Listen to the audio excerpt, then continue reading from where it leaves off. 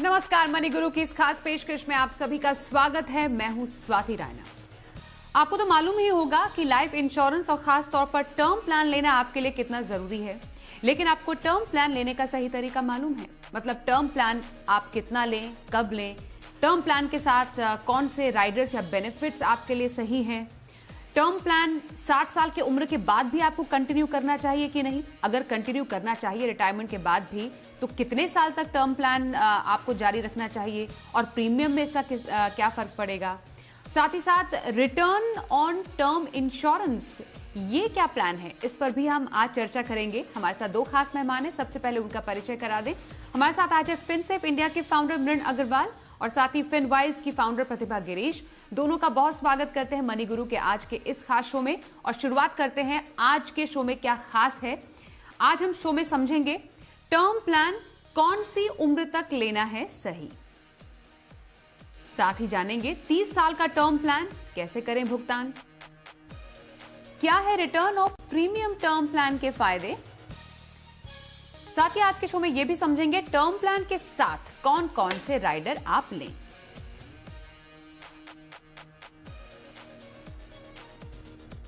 तो चलिए शुरू करते हैं आज की चर्चा। क्योंकि टर्म प्लान पर यहां पर बातचीत चल रही है, इसलिए सबसे पहले बहुत बेसिक्स जानना बेहद जरूरी है। मृण, आपके पास सबसे पहले आते हैं और समझना चाहेंगे। लोग कहते हैं कि हाँ, लाइफ इंश्योरेंस प्लान, और इनफैक्ट ज्यादातर लोगों को लाइफ इंश्योरेंस, जीवन बीमा के बारे में ज्यादा जानकारी होती है कि हाँ, हम पूरे लाइफ के लिए एक इंश्योरेंस लेते हैं और उसके बाद हमें उसका कुछ जो सम इंश्योरेंस है वो भी मिलता है। टर्म प्लान एक प्योर लाइफ इंश्योरेंस का एक रूप है। थोड़ा सा अगर हम बहुत ही आसान भाषा में टर्म प्लान के बारे में समझें तो दर्शकों के लिए क्या खास है टर्म प्लान में? नमस्ते Swati, nice to be on the show today. सबसे पहले टर्म प्लान में बस आपको इंश्योरेंस कवर मिलता है, इसमें आपको कोई रिटर्न नहीं मिलता है। तो इसका मतलब ये है कि इसमें कोई इंटरेस्ट या कोई रिटर्न ऑन इन्वेस्टमेंट नहीं मिलता है। इसमें बस आपको इंश्योरेंस कवर मिलता है, जिसका मतलब ये है कि अगर कोई इंसान टर्म प्लान ले रहा है और उसकी मृत्यु हो जाती है तो उसकी जो फैमिली है उसको जो टर्म प्लान का अमाउंट है वो उन्हें मिलेगा। तो it is only a death cover and there is absolutely no returns और any interest of any kind that is being paid out. Okay, तो एक प्योर लाइफ इंश्योरेंस है, मतलब डेथ बेनिफिट प्लान, बहुत ही आसान भाषा में इसको कहा जाता है। और पॉलिसी अवधि में अगर पॉलिसी धारक की मृत्यु हो जाती है तो रकम है वो नॉमिनी को मिल जाएगी पूरी की पूरी, और अगर पूरी पॉलिसी अवधि के दौरान आप जीवित रहते हैं तो टर्म इंश्योरेंस में आपको कुछ नहीं मिलता है। और इसी से एक और कॉन्सेप्ट सामने आया है। प्रतिभा, मैं आपसे वो जानना चाहती हूं। एक तो टर्म प्लान हुआ जो कि मृण ने बताया काफी आसान भाषा में कि टर्म प्लान बेसिकली होता क्या है, लेकिन जैसा मृण ने यह भी बोला कि आपको कोई रिटर्न नहीं मिलता है जो आप प्रीमियम पे कर रहे हैं, या वापसी में आपको जब आपकी पूरी अवधि खत्म हो जाएगी आपकी पॉलिसी की, आपको कुछ वापस नहीं मिल रहा है। तो ज्यादातर जो लोग हैं वो थोड़ा सा असहज महसूस करते हैं कि हमने प्रीमियम भी इतना सारा दिया और हमें वापस भी कुछ नहीं मिलेगा। तो टर्म प्लान में इसका भी एक तोड़ निकल कर सामने आया, या कुछ एक ऐसी पॉलिसी सामने आई है जिसको हम रिटर्न ऑफ प्रीमियम ऑप्शन कहते हैं। जरा इसकी खूबियों के बारे में भी दर्शकों को बताएं, क्या खास है और ये टर्म प्लान से कैसे अलग है? आमतौर पर इंश्योरेंस भी एक निवेश है, तो ये समझना ज़रूरी है कि इंश्योरेंस अपने जोखिम को कम करने का एक साधन है। अगर उस तरीके से देखा जाए तो प्योर टर्म इंश्योरेंस जैसे मृण ने समझाया वो ही उचित होगा। लेकिन बहुत सारे लोगों को ऐसा लगता है कि हमने तो पैसा भरा 20 साल 30 साल के लिए, अभी हम जीवित रह गए तो पूरा पैसा व्यर्थ में गया। तो रिटर्न ऑफ प्रीमियम प्लान उनके लिए है।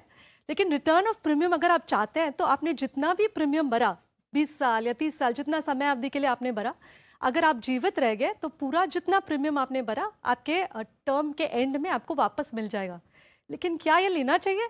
मेरे हिसाब से नहीं। मेरे हिसाब से अगर आप प्योर टर्म प्लान ले लें और जो इंक्रीमेंटल, क्योंकि इसका प्रीमियम अधिक होता है, अगर वो जो इंक्रीमेंटल प्रीमियम है उसको बाजार से जुड़े हुए कोई इंस्ट्रूमेंट जैसे कि म्यूचुअल फंड में आप निवेश करेंगे तो आपको बेटर रिटर्न्स मिलेगा। अगर आप जीवित रहेंगे तो भी मिलेगा, अगर नहीं रहे तो भी आपको आपका फैमिली को वो रकम मिल जाएगा। तो रिटर्न ऑफ प्रीमियम ज़रूर है, लेकिन pure insurance is a better way.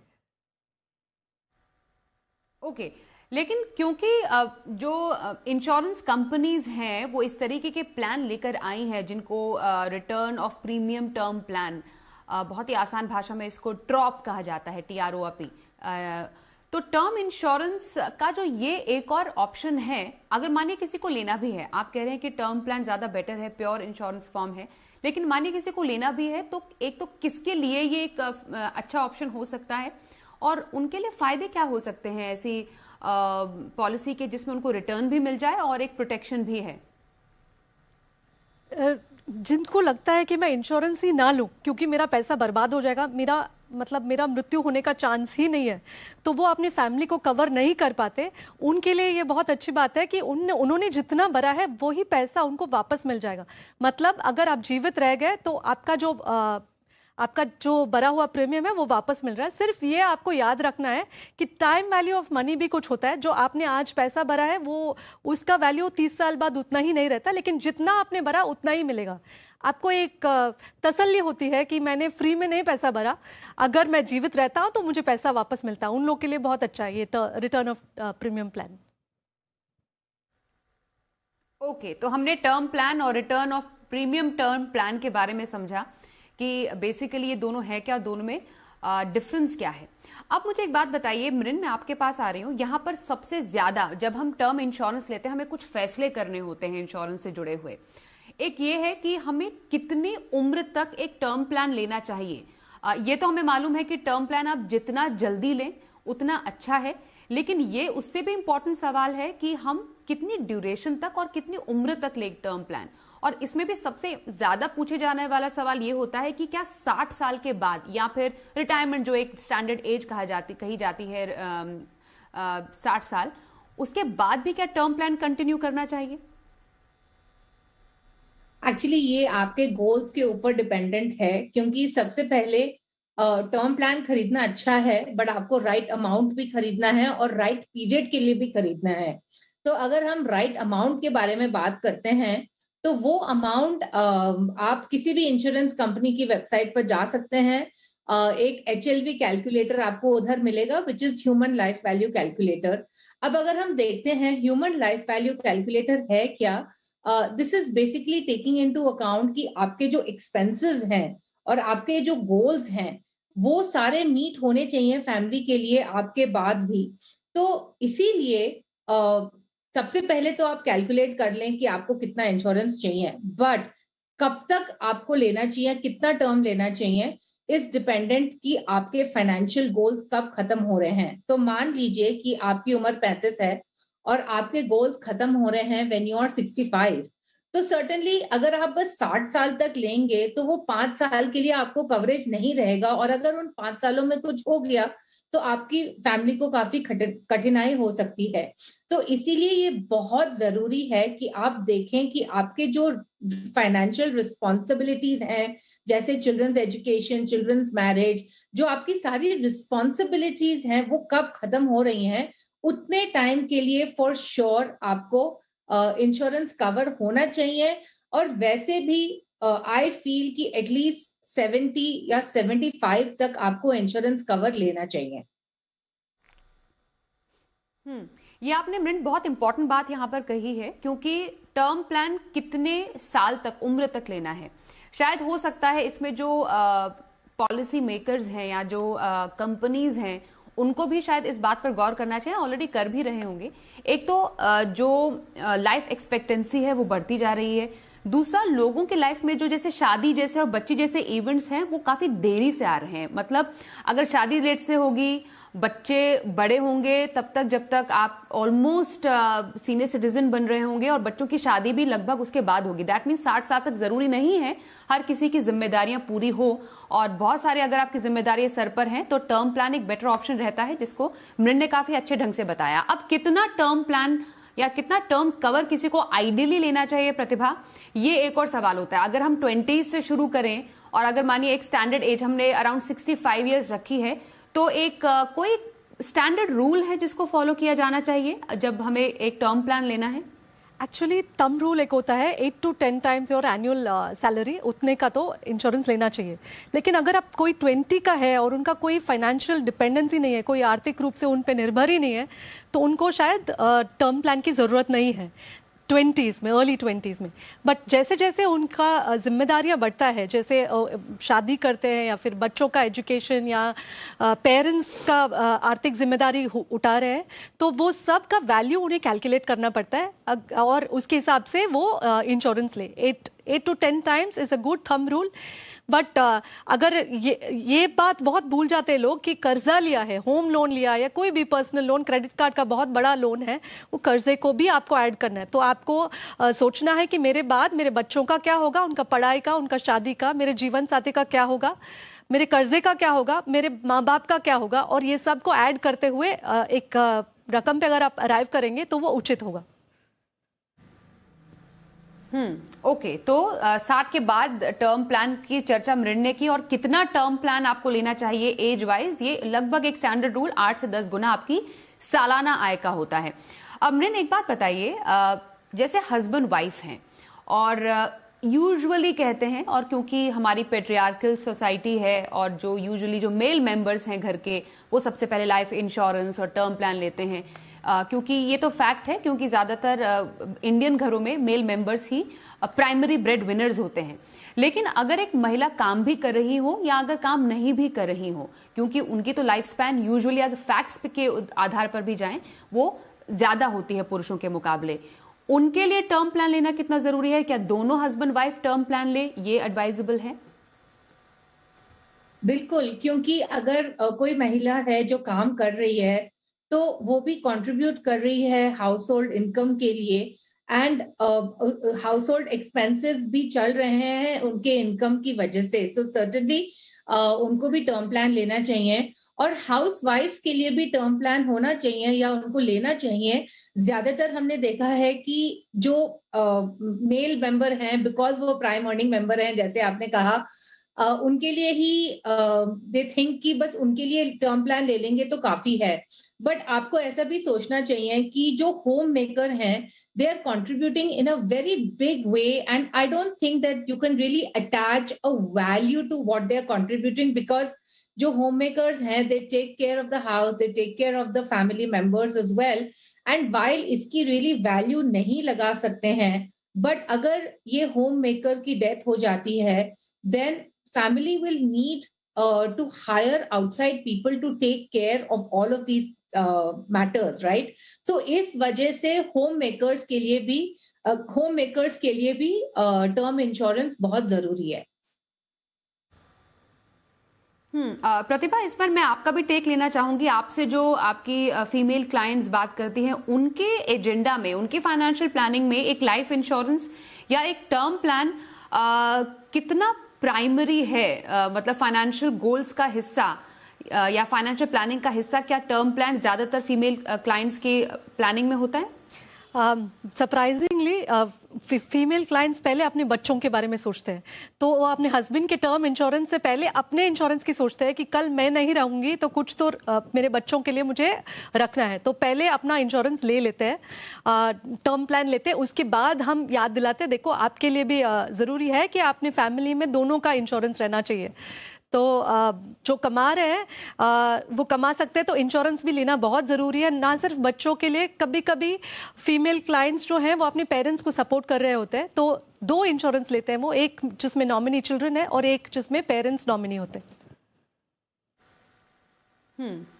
Okay मृण, एक क्विक सवाल आपसे, थोड़ा जेनरिक रहेगा। हमारे फेसबुक के व्यूअर विपुल गौर पूछ रहे हैं, मैं आपसे बहुत स्पेसिफिक तो नहीं पूछूंगी, लेकिन क्योंकि बहुत सारी कंपनीज हैं, बहुत सारे कंपनी के बहुत सारे प्लान्स हैं, उसमें बहुत सारे ऑफर्स हैं, किसी को अगर एक अच्छा टर्म प्लान अपने लिए चुनना है तो चूज करने का, सिलेक्ट करने का क्राइटेरिया किसी के पास क्या होना चाहिए? तो सबसे पहले तो आई विल सजेस्ट कि आप प्लेन वेनिला टर्म प्लान खरीदें, not with return of premium, क्योंकि जो रिटर्न ऑफ प्रीमियम वाले प्लान्स होते हैं उनके प्रीमियम्स डबल होते हैं, and it's really not worth it. दूसरी बात जो आपको देखनी है, ऑफ कोर्स आपको प्रीमियम देखना है, बट वेरी इंपॉर्टेंटली आपको क्लेम सेटलमेंट रेशियो भी देखना है, और ये जो क्लेम सेटलमेंट रेशियो है, it is published every year by IRDAI, तो आप इंटरनेट में इसके बारे में सर्च कर सकते हैं। Claim settlement ratio above 90% is considered good. Of course, while most insurance companies are well capitalized, I think it's still important कि जो कंपनी से आप ले रहे हैं थोड़ा उस कंपनी के बारे में भी जानकारी कर लीजिए, बट मेन यही है कि प्रीमियम कितना है और क्लेम सेटलमेंट रेशियो कितना है. अच्छा, इसमें एक चीज मैंने देखी है कि लोगों को लगता है कि अगर गवर्नमेंट की कंपनी है तो ज्यादा सेफ रहेगी. I don't believe in that. I feel कि आपको वेदर इट इज गवर्नमेंट और it is a private company, दोनों के लिए आपको ये प्रीमियम और ये क्लेम सेटलमेंट रेशियो का कंपैरिजन कर लेना चाहिए. मिलन, आपके पास मैं अब आ रही हूँ और ये एक थोड़ा सा मेरे ख्याल से आपको हमें एक एग्जाम्पल और कैलकुलेशन के जरिए समझाना पड़ेगा यहाँ पर कि किसी ने एक टर्म प्लान लिया है तो क्या वो एक फिक्स टेन्योर के लिए पे करें या फिर पूरी अवधि के लिए पेमेंट एक पॉलिसी धारक को करनी चाहिए. थोड़ा कंफ्यूजिंग जरूर है, लेकिन थोड़ा बहुत आसान अंदाज में कुछ कैलकुलेशन के जरिए बताइए. माने किसी का टर्म प्लान 30 साल का है तो क्या वो 10 साल में भी उसको पे कर सकते हैं या 30 साल के लिए पूरी अवधि में उसको पे करना चाहिए? एक्चुअली ये सवाल बहुत आता है बिकॉज लोगों को क्या लगता है कि इसके लिए जल्दी पे करके इसको खत्म कर लेते हैं ताकि हमें लॉन्ग टर्म के लिए इसके लिए पे नहीं करना पड़ेगा. तो एक एग्जांपल हम लेते हैं. मान लीजिए कि एक 40-year-old इंसान है एंड वो 30 इयर्स का टर्म प्लान ले रहे हैं और उनका सम एश्योर्ड अमाउंट है 2 करोड़ रुपीस. तो अगर हम इंश्योरेंस देखते हैं, इंश्योरेंस प्रीमियम को देखते हैं, तो अगर वो 30 साल के लिए प्रीमियम पे कर रहे हैं तो उनका प्रीमियम रहेगा 40,000 रुपए पर ईयर. अगर वो 10 साल में ये पे करना चाह रहे हैं तो उनका प्रीमियम हो जाएगा 75,000 रुपीज पर ईयर. राइट. सो आपको ये वे करना है कि शुड आई पे 40,000 रुपीज फॉर 30 इयर्स और शुड आई पे 75,000 रुपीज फॉर 10 इयर्स. तो सपोज हम मान लेते हैं कि आप 75,000 डालने के लिए तैयार हैं. तो ऑप्शन 1 ये है कि आप 10 साल के लिए ये 75,000 पे करेंगे एंड देन सिंस आपके पास 10 साल बचे हैं रिटायरमेंट के लिए, लेट अस अज्यूम कि आपने ये 75,000 फिर इन्वेस्ट किया. लेट से आपने इक्विटी में डाला और हम यहाँ पर रिटर्न ऑन इन्वेस्टमेंट 12% अज्यूम कर रहे हैं. तो 75,000 पहले 10 साल के लिए गया प्रीमियम में, बाकी के 10 साल गया इक्विटी इन्वेस्टमेंट में. तो देखा जाए तो आपका टोटल प्रीमियम पेड अमाउंट होगा 7,50,000 और जो आपका इन्वेस्टमेंट वैल्यू होगा, बिकॉज आपने 10 साल के लिए इन्वेस्ट भी किया है, तो आपका जो इन्वेस्टमेंट वैल्यू होगा वो करीब 14 लाख होगा. राइट. तो इसमें आपको गेन आएगा 7 lakh. Now let us assume कि आप 30 साल के लिए प्रीमियम दे रहे हैं 40,000 और वो जो बाकी के अमाउंट विच इज 35,000 आप 20 साल के लिए इन्वेस्ट कर रहे हैं because you are 40 today and you can invest till the age of 60.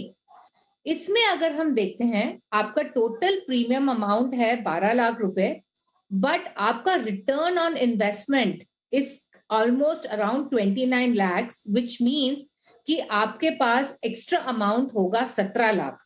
तो जैसे कि हमने इस एग्जाम्पल से देखा है कि अगर हम लॉन्गर टर्म के लिए लोअर प्रीमियम भरेंगे एंड बैलेंस अमाउंट हम इन्वेस्ट करते हैं for example into equity, you will have a bigger amount at the end of the day. So ये कैलकुलेशन आपको कर लेना चाहिए.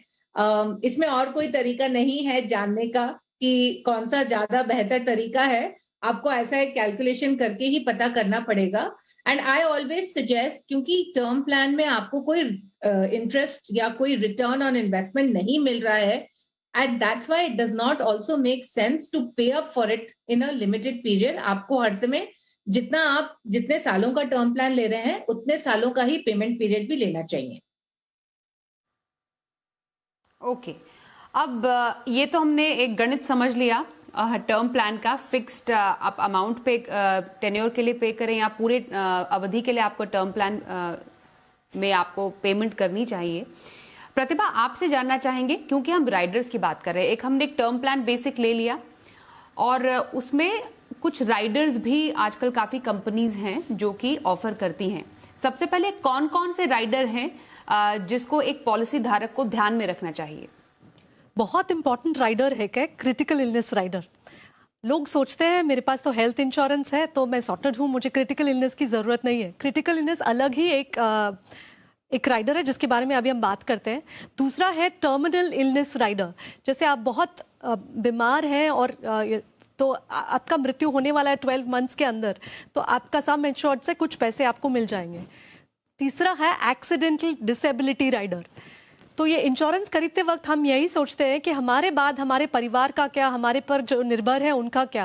लेकिन ये भी सोचना ज़रूरी है कि अगर हम जिंदा रहे और इतने बीमार हो गए कि हम कमा नहीं पा रहे हैं, हाँ, और हमारा लाइफस्टाइल भी चेंज हो रहा है, उस पर भी ज़्यादा खर्चा हो रहा है, तो क्या? ना लाइफ इंश्योरेंस, टर्म इंश्योरेंस तो आपके मरने के बाद काम आएगा, हेल्थ इंश्योरेंस हॉस्पिटल बिल सिर्फ भरेगा, लेकिन आप जिंदा है और बीमार है तो उसका खर्चा कौन उठाएगा? ये 3 इंश्योरेंस बहुत ही ज़रूरी है, 3 राइडर्स बहुत ज़रूरी है, और इसको टर्म इंश्योरेंस के साथ लेने में बहुत फायदा होता है as compare to taking a stand alone policy. Should I explain on each of these riders? Illness benefit, okay, accidental disability benefit और टर्मिनल इलनेस बेनिफिट, ये 3 आप कह रहे हैं कि इंपॉर्टेंट है। क्रिटिकल इलनेस राइडर तो हम हेल्थ इंश्योरेंस में भी देखते हैं। टर्म प्लान के साथ क्रिटिकल इलनेस राइडर लेने के क्या फायदे हैं? कौन सी बीमारियां हैं जो इसमें शामिल हैं? बहुत गंभीर बीमारियां जैसे कि कैंसर, और कैंसर भी स्टेज 3 जैसे kidney failure, and stage liver failure, heart attack, ये बहुत गंभीर बीमारियां हैं जहां पे ना सिर्फ आपका हॉस्पिटल एक्सपेंसेस होने वाला है, ये बीमारी होने से ऐसा होगा कि आप इनकम जनरेशन भी कर नहीं पाओगे और लाइफस्टाइल चेंजेस भी होगा और बहुत सारे ऐसे एक्सपेंसेस होंगे जो कवर्ड नहीं होंगे हेल्थ इंश्योरेंस में। तो क्रिटिकल इलनेस जब आप लेते हैं तो क्रिटिकल इलनेस राइडर में हॉस्पिटल से कोई संबंध नहीं रहता। अगर ये समय अवधि के दौरान जहां आपका टर्म इंश्योरेंस है और आपका राइडर चल रहा है, अगर आप क्रिटिकल इलनेस डायग्नोस हुआ तो लमसम अमाउंट, जैसे आपने 25 लाख का लिया है और जो स्पेसिफाइड सिवियरिटी के साथ इलनेस है वो हुआ है, तो 25 लाख आपको इंश्योरेंस कंपनी दे देगा और उसके बाद टर्म इंश्योरेंस सिर्फ जारी रहेगा और क्रिटिकल इलनेस बंद हो जाएगा। इससे आपका इनकम रिप्लेसमेंट में कुछ मदद हो जाएगा और बहुत ही इंपॉर्टेंट है। टर्म के साथ अगर आप क्रिटिकल इलनेस लेते हैं ना तो आपका इंश्योरेंस प्रीमियम बढ़ेगा नहीं। अगर आप स्टैंड अलोन पॉलिसी में लेंगे क्रिटिकल इलनेस तो हर साल आपका एज जैसे बढ़ता है वो प्रीमियम भी बहुत बढ़ते जाता है। तो ये बहुत काम का राइडर है और हर एक को कंसिडर करना चाहिए, स्पेशली वो जिनका जेनेटिकली डिस्पोज्ड है, जिनके फैमिली में ऐसा कुछ इलनेसेस हो। ओके प्रतिभा, एक और बात बताइए, एक्सीडेंटल डिसेबिलिटी राइडर आपने बोला और एक्सीडेंट डेथ राइडर आपने बोला, इन दोनों में बेसिक डिफरेंस क्या है?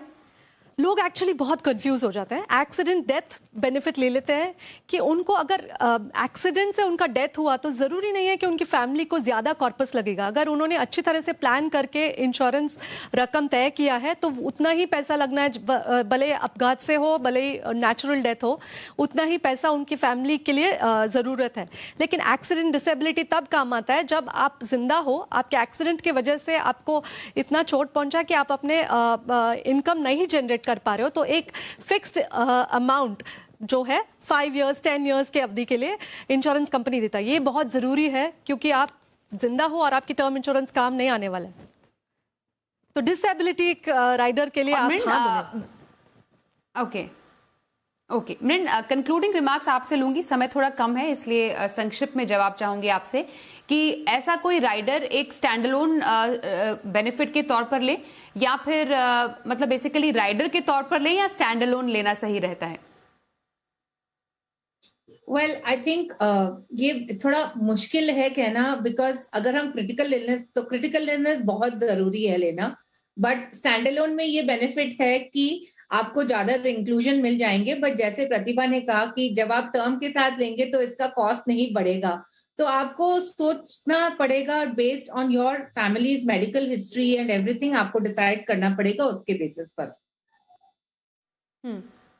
ओके तो हमने टर्म प्लान के बारे में आज काफी जानकारी ली अपने दोनों ही खास मेहमान से कि टर्म प्लान के क्या फायदे हैं, कैसे आप सही तरीके से टर्म प्लान ले सकती हैं, return on premium term plan आपको लेना चाहिए, क्या उसके फायदे हो सकते हैं और राइडर्स की अपने बेनिफिट क्या है। बहुत शुक्रिया अमरिन और प्रतिभा, आप हमारे साथ मनी गुरु में आज शामिल हुई।